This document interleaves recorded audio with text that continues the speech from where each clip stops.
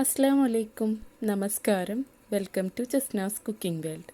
ഇന്നത്തെ recipe milk ബണ്ണിൻ്റെതാണ്. ഓവണൊന്നും ഇല്ലാതെ ഈസി ആയിട്ട് നമുക്ക് ഉണ്ടാക്കാം. ഞാനിപ്പോൾ രണ്ട് രീതിയിലും കാണിക്കുന്നുണ്ട്. ഓവൺ ഇല്ലാതെയും കാണിക്കുന്നുണ്ട്, അതുപോലെ ഓവണിലും ചെയ്യുന്നുണ്ട്. അപ്പോൾ നമുക്കത് എങ്ങനെ ഉണ്ടാക്കാൻ നോക്കാം.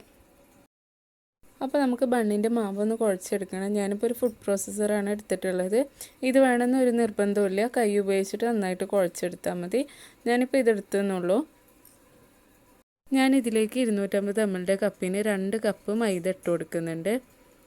ഇനി ഇതിലേക്ക് 1 ടീസ്പൂൺ ഈസ്റ്റ് ഇട്ട് കൊടുക്കുന്നുണ്ട്. ഞാനിപ്പോൾ എടുത്തിട്ടുള്ളത് ഇൻസ്റ്റൻറ്റ് ഈസ്റ്റാണ്. അത് ഡയറക്റ്റായിട്ട് നമുക്ക് പൊടിക്ക് ചേർത്ത് കൊടുക്കുക. ഈ TCLൻ്റെ ഈസ്റ്റാണ് എടുത്തിട്ടുള്ളത്.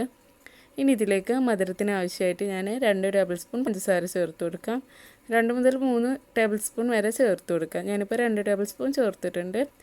ഇനി ഒരു പിഞ്ച് ഉപ്പിട്ട് കൊടുക്കാം. ഒരുപാട് വേണ്ട, കുറച്ചിട്ടാൽ മതി. പിന്നെ അതിലേക്ക് 1 ടേബിൾ സ്പൂൺ ബട്ടർ ഇട്ട് കൊടുത്തിട്ടുണ്ട്. ബട്ടർ റൂം ടെമ്പറേച്ചറിലായിട്ടുള്ള ബട്ടറാണ് ഇട്ട് കൊടുത്തിട്ടുള്ളത്.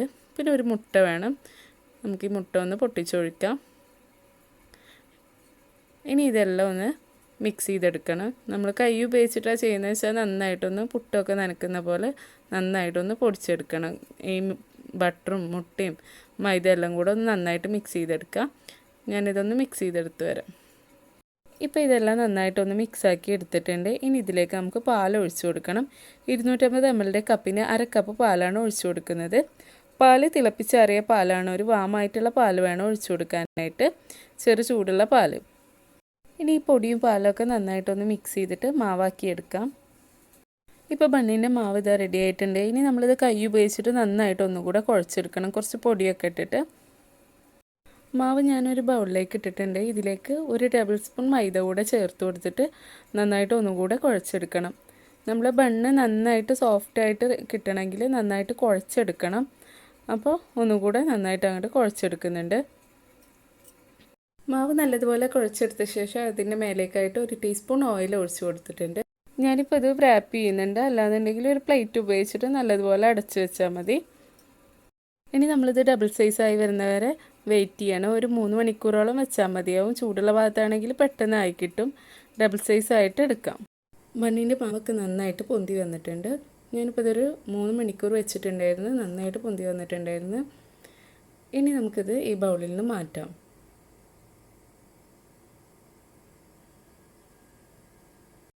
മാവ് ബൗളിൽ നിന്ന് മാറ്റിയിട്ട് ഇതുപോലെ ഒരു കൗണ്ടർ ടോപ്പിലേക്ക് ഇട്ട് കൊടുത്തിട്ട് നന്നായിട്ട് തന്നെ ഒന്നുകൂടെ കുഴച്ചെടുക്കണം. അപ്പം ഞാൻ 1 ടേബിൾ സ്പൂൺ പൊടി ഇട്ട് കൊടുത്തിട്ടുണ്ടായിരുന്നു, മൈദപ്പൊടി ഇട്ട് കൊടുത്തിട്ടുണ്ടായിരുന്നു. അത് ഉപയോഗിച്ചിട്ട് വേണം നമുക്ക് കുഴച്ചെടുക്കാൻ, അല്ലെങ്കിൽ നമുക്ക് കയ്യിലാകെ ഒട്ടിപ്പിടിക്കും. അപ്പോൾ 1 ടേബിൾ സ്പൂൺ മൈദ ഇട്ടിട്ടാണ് ഇതുപോലെ കുഴച്ചെടുക്കേണ്ടത്.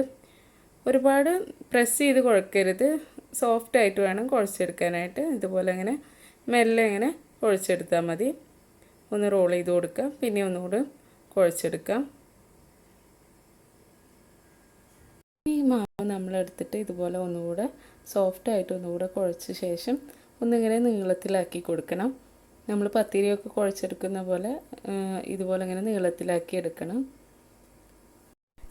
എന്നിട്ട് ഇതൊന്ന് കട്ട് ചെയ്തെടുക്കണം. ബണ്ണിൻ്റെ വലുപ്പത്തിനനുസരിച്ച് കട്ട് ചെയ്ത് കൊടുക്കാം. ഇതുപോലെ എല്ലാം കട്ട് ചെയ്യാം.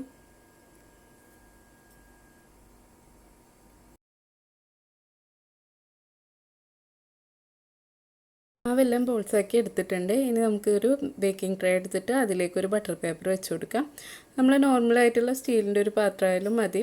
അതിൽ ബട്ടർ പേപ്പറിൽ കുറച്ച് ഓയിൽ സ്പ്രെഡാക്കിയിട്ട് വെച്ച് കൊടുത്താൽ മതി. ഇനി നമ്മൾ ഓരോ മാവും എടുത്തിട്ട് ഇതുപോലെ ഇങ്ങനെ പരത്തി കൊടുക്കണം. ഒരുപാട് പ്രസ് ചെയ്ത് പരത്തരുത്. ഒന്നിങ്ങനെ മെല്ലെ സോഫ്റ്റായിട്ട് ഒന്ന് പരത്തി കൊടുക്കുക. റൗണ്ടിൽ പരത്താതെ നീളത്തിലായിട്ട് ഇങ്ങനെ പരത്തി കൊടുക്കണം. ഇതുപോലെ ഇങ്ങനെ ആക്കി വെച്ചിട്ട് നീളത്തിലൊന്ന് പരത്തി കൊടുക്കുക. ഒരുപാട് തിന്നായിട്ടൊന്നും പരത്തണ്ട, ഇത്രയും പരത്തിയാൽ മതിയാവും. ഈ ഒരു ഭാഗം മതി.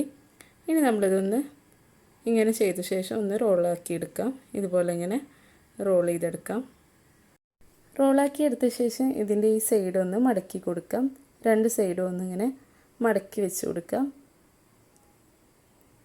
എന്നിട്ടൊന്ന് ഒപ്പാക്കി എടുക്കാം. ഇതുപോലെ നമുക്ക് ബാക്കിയുള്ളതെല്ലാം ചെയ്തെടുക്കാം. അങ്ങനെ അങ്ങനെ ഞാൻ മാവെല്ലാം ബണ്ണിൻ്റെ ഷേപ്പിലാക്കി എടുത്തിട്ടുണ്ട്. ഇനി നമ്മളത് അരമണിക്കൂർ കൂടെ മൂടി വെക്കണം. അപ്പോൾ അത് പൊന്തി വരും. അപ്പോൾ നമ്മളിതിങ്ങനെ വിട്ട് വിട്ട് വേണം വെക്കാനായിട്ട്, അല്ലെങ്കിൽ ഇത് ഒട്ടി പിടിച്ചു പോവും ഒന്നുകൂടെ പൊന്തി വരുമ്പോൾ. ഇപ്പോൾ മാവെല്ലാം നന്നായിട്ട് പൊന്തി വന്നിട്ടുണ്ട്. ഞാനിപ്പോൾ ഈ ഒരു ട്രെയിലുള്ളത് 4 എണ്ണം ഉള്ളത് ഓവനിലാണ് ചെയ്യുന്നത്. അതുപോലെ മറ്റേ ട്രെയിലുള്ളത് ഗ്യാസിൽ വെച്ചിട്ടുമാണ് ചെയ്യുന്നത്. നമുക്കത് എങ്ങനെ നോക്കാം. ബേക്ക് ചെയ്യുന്നതിൻ്റെ മുമ്പായിട്ട് ഞാനിതിൻ്റെ മേലേക്കായിട്ട് കുറച്ച് വെള്ളം ഇട്ട് കൊടുക്കുന്നുണ്ട്. ഇത് നിർബന്ധമൊന്നുമില്ല, ഒരു ഭംഗിക്ക് വേണ്ടിയിട്ടാണ്.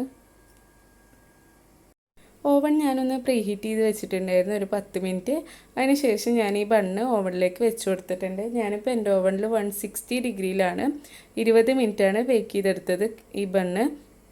ഇനി നമുക്ക് ഗ്യാസിൽ ചെയ്യാൻ വേണ്ടിയിട്ട് ഒരു പഴയ ഒരു പാത്രം എടുത്തിട്ട് അതിലേക്ക് കുറച്ച് ഉപ്പിട്ട് കൊടുക്കുക. ഈ ഉപ്പ് നന്നായിട്ടൊന്ന് ചൂടാക്കി എടുക്കണം. ഞാനിപ്പോൾ ഹൈ ഫ്ലെയിമിലിട്ടിട്ട് ഒരു 5 മിനിറ്റ് ഉപ്പ് നമ്മൾ ഓവണൊക്കെ പ്രീഹീറ്റ് ചെയ്ത പോലെ ഈ ഉപ്പും നന്നായിട്ടൊന്ന് ചൂടാക്കി എടുത്തിട്ടുണ്ടായിരുന്നു.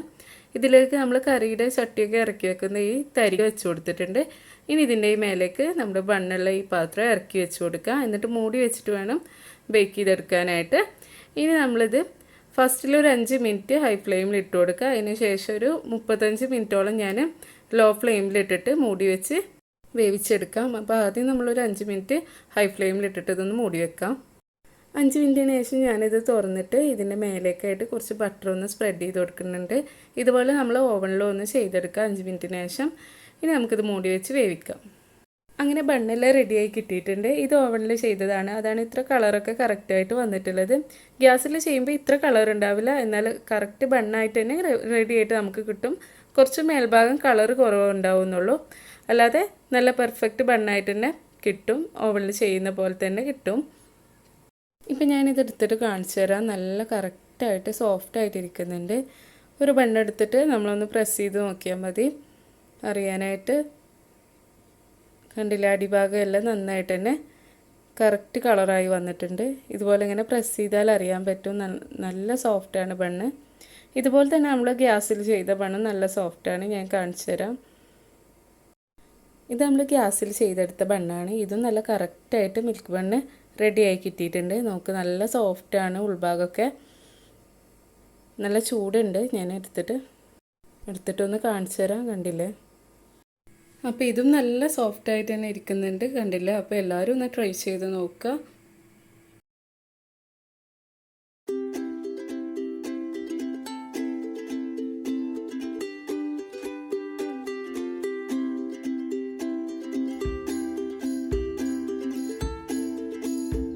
ഞാനിതിനെ ഒന്ന് കട്ട് ചെയ്ത് കാണിച്ചു തരാം. ഇതിൻ്റെ ഉൾഭാഗം കറക്റ്റായിട്ടുണ്ടോ എന്നറിയാം.